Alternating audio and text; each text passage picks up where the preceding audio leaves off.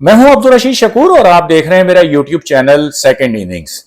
दोस्तों, कितनी अजीब सी बात ये मालूम होती है कि 16 एशिया कप अब तक हो चुके हैं, ये 16वां एशिया कप, और एक भी ऐसा एशिया कप नहीं है कि जिसमें फाइनल इंडिया पाकिस्तान का हो। जी हाँ, एक अजीब सी बात मालूम होती है, क्योंकि कोई भी टूर्नामेंट, ऐसा टूर्नामेंट जब भी होता है, एशिया कप हो, वर्ल्ड कप हो, T20 वर्ल्ड कप हो, चैंपियंस ट्रॉफी हो, तो शायकीन, ब्रॉडकास्टर, हर कोई इस बात का इंतजार करता है कि फाइनल जो है इंडिया पाकिस्तान के दरमियान हो, एक ज़बरदस्त मुकाबला जो है वो देखने को मिले। लेकिन एशिया कप की हमेशा से ये रिवायत रही है कि पाकिस्तान एशिया कप में जब भी सामने आया, फाइनल खेला उसने, तो इंडिया नहीं था। पाकिस्तान ने 2 मरतबा एशिया कप जीता, लेकिन 16 एशिया कप हो चुके हैं और इंडिया पाकिस्तान का एक भी फाइनल नहीं है। इंडिया की टीम अब फाइनल खेलेगी, उसके सामने श्रीलंका की टीम होगी प्रेमदासा स्टेडियम में। हमने देखा गुज़िश्ता रात पाकिस्तान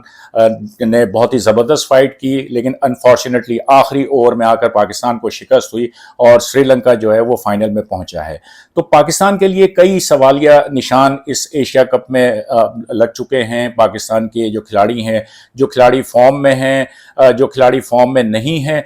उनकी फॉर्म के बारे में तशवीश है। जो खिलाड़ी फिट नहीं हैं, अनफिट हैं, उनकी फिटनेस के बारे में सवालिया निशान लगे हुए हैं। और ये सवालिया निशान इसलिए भी अब बहुत ही अहमियत के हामिल हैं कि अब वर्ल्ड कप सर पर है। एशिया कप के फौरन बाद पाकिस्तान को वर्ल्ड कप खेलना है इंडिया के अंदर, और जिस तरह की तवक्को की जा रही थी कि पाकिस्तान की टीम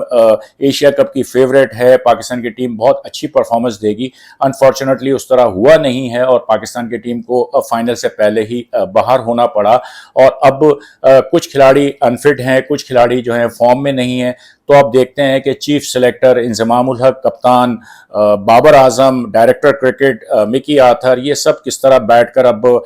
डिस्कशन होती है उनके दरमियान, और किस तरह जो है वो एक ऐसी टीम को तैयार करने में कामयाब होते हैं कि जो इंडिया जाकर कुछ अच्छी परफॉर्मेंस दे सके। वर्ल्ड कप के लिए जो है जो इब्तदाई जो अनाउंसमेंट थी टीमों की, उसकी तारीख तो 5 सितंबर थी, और यकीनन पाकिस्तान क्रिकेट बोर्ड ने जो नाम है वो उन्होंने ICC में सबमिट कर दिए थे, और चूंकि उन्होंने बताया नहीं, और यही बताया गया कि मिकी आर्थर और कप्तान बाबर आजम का ये ख्याल था कि अगर इस मरहले पर अगर हम अनाउंसमेंट करते हैं तो जो खिलाड़ी टीम में नहीं होंगे उनके लिए जो है वो मायूसी कुन बात होगी, लिहाजा जो है वो उन्होंने बाज़ाब्ता ऐलान मीडिया में नहीं किया। अब 10 दिन और हैं, 25-26 सितंबर तक जो है वो टीम में रद्दोबदल हो सकता है टेक्निकल कमेटी की इजाज़त के बगैर। मतलब कोई भी टीम जो है वो अपने जो खिलाड़ी हैं उनमें रद्दोबदल कर सकती है। तो अब जिस तरह की सिचुएशन पाकिस्तान की टीम के साथ है, यकीनन अब बहुत कुछ हमें देखने को मिलेगा। तब्दीलियां भी जो है वो मुतवक्के हैं,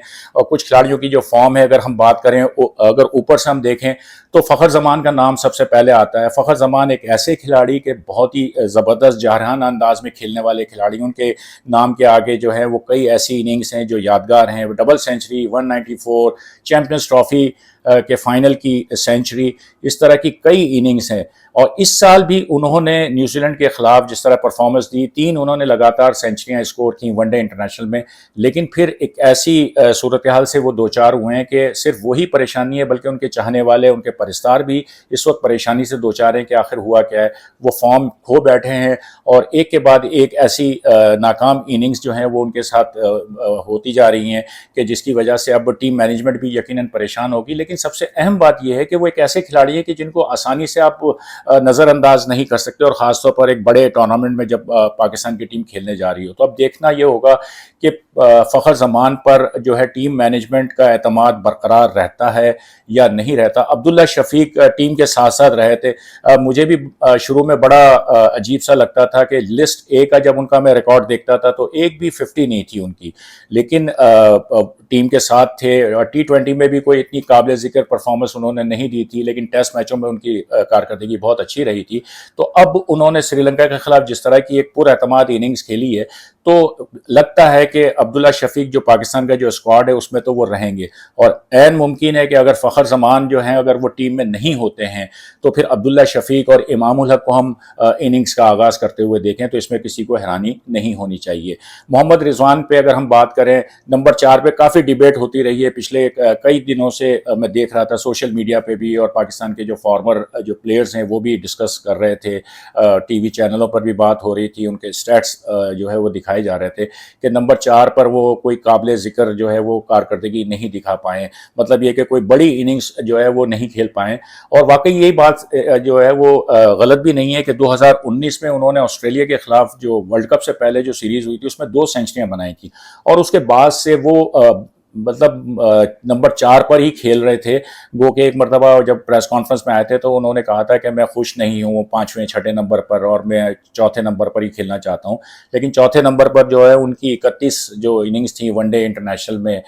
2019 میں اس آسٹریلیا کے خلاف سینچری کے بعد، تو اس میں وہ 31 اننگز میں صرف 8 مرتبہ جو ہے 50 کو انہوں نے کراس کیا تھا، جس میں ان کا جو سب سے بڑا اسکور تھا وہ 77 تھا۔ تو یہی بات ہو رہی تھی کہ نمبر 4 کی جو ہے پوزیشن پہ جو کھیلنے والا ہے وہ کیا صرف 50 60 70 کر ہی اپنا جو ہے اپنی ذمہ داری پوری کر لیتا ہے، یا اس کو ایک بڑی اننگز کھیلنی چاہیے، آخر تک جانا چاہیے، ایک ایسا ٹوٹل جو ہے ٹیم کو دینا چاہیے۔ تو بڑی اس پر ڈیبیٹ ہو رہی تھی۔ نو ڈاؤٹ رضوان کی جس طرح کی جو صلاحیتیں ہیں، جس طرح کے وہ کھلاڑی ہیں، اس پر کوئی دو رائے نہیں ہو سکتی، لیکن نمبر 4 کی جب بات ہو رہی تھی تو وہ ہوتا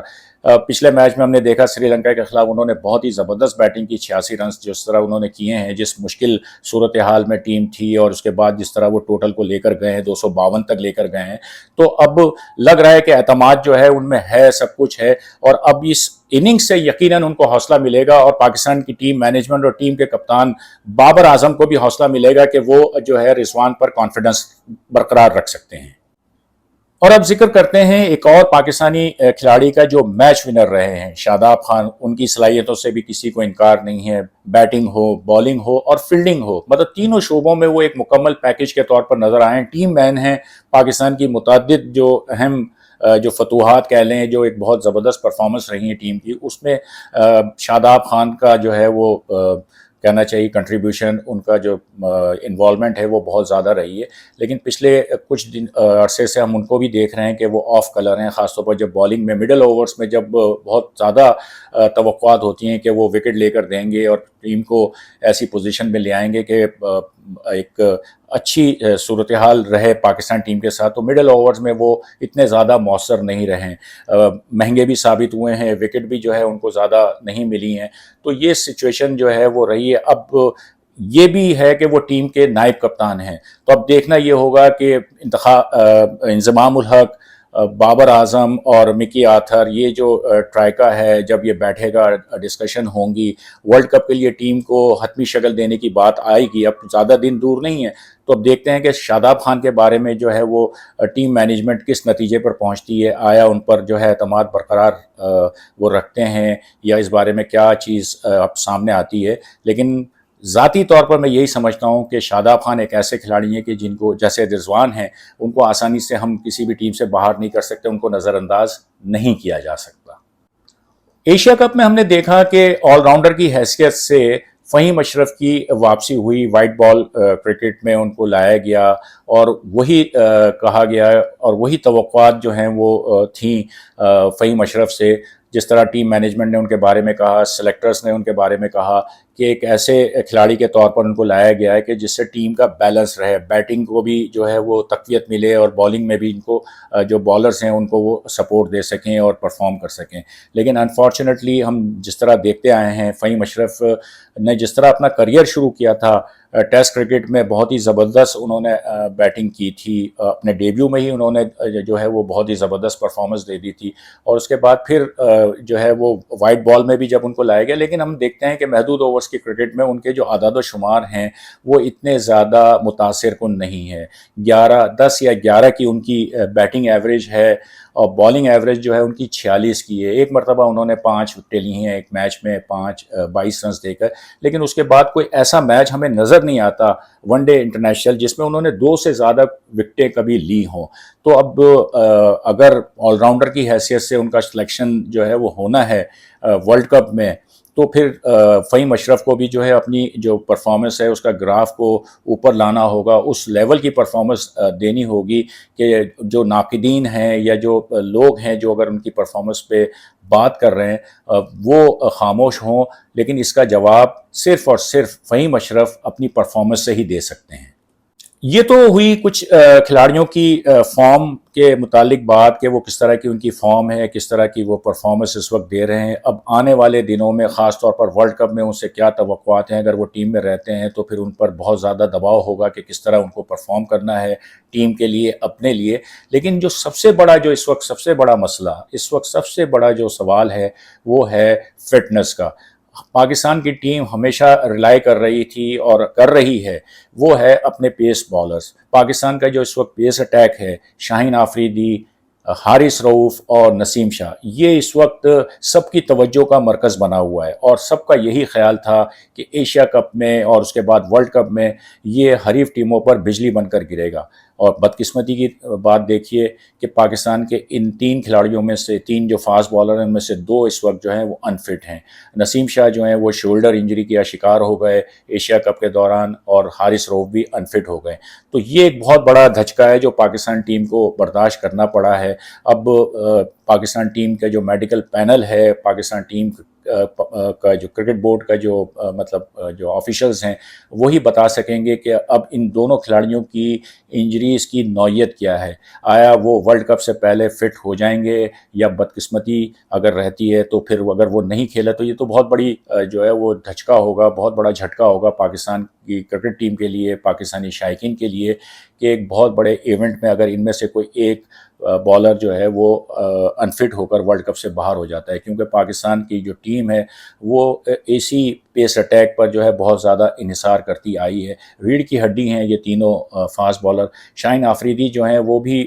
کچھ عرصہ پہلے جو ہے انجری کا شکار ہوئے تھے، کچھ عرصہ وہ ٹیم سے باہر رہے جس طرح ہم نے دیکھا، لیکن اب وہ واپس آئے ہیں. تو اب یہ 2 کھلاڑی حارث رؤوف اور نسیم شاہ کا جو ہے فٹ ہونا بہت زیادہ ضروری ہے پاکستان کی ٹیم کے لیے، اسپیشلی ورلڈ کپ میں اگر پاکستان کی ٹیم نے اچھا پرفارم کرنا ہے. تو یہ تینوں کا جو کہنا چاہیے کہ ایک ایکسپیرینس کہہ لیں اور ایک نچوڑ ہے، وہ بہت ضروری ہے پاکستانی ٹیم کی شاندار پرفارمنس کے لیے.